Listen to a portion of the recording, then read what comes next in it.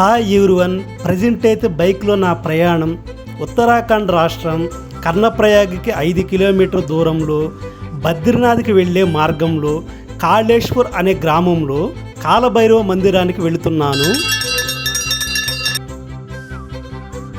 ఇక్కడ ఈ మందిరం చాలా ఫేమస్. ఈ ఆలయ విశిష్టత చాలా డిఫరెంట్గా ఉంటుంది. ఇక్కడ కాలభైరవుడికి మేకపోతును బలి ఇస్తున్నారు.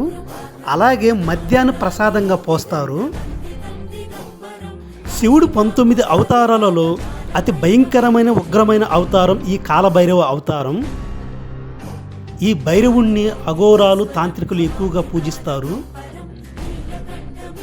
బ్రహ్మదేవుడు శివుడికి అబద్ధం చెప్పాడని కోపంతో రగిలిపోయిన శివుడు ఆ కోపంలో నుంచి ఉగ్ర రూపంతో కాలభైరవుడు జన్మించి బ్రహ్మ 5వ శిరస్సును ఖండించాడు.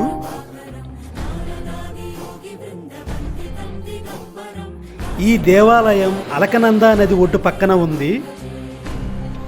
బ్రహ్మదేవుడి కపాలం భైరవుడి చేయి నుంచి విడిపోకపోవడంతో అది రోజు రోజుకు పెరిగి అతి భారమైంది. భైరవుడు ముల్లోకాలు తిరిగినా ఫలితం లేకుండా పోయింది. ఎప్పుడైతే కాశీ క్షేత్రానికి అడుగు పెట్టాడో బ్రహ్మహత్య దోషం పోయి కపాలం చేయి నుంచి విడిపోయింది.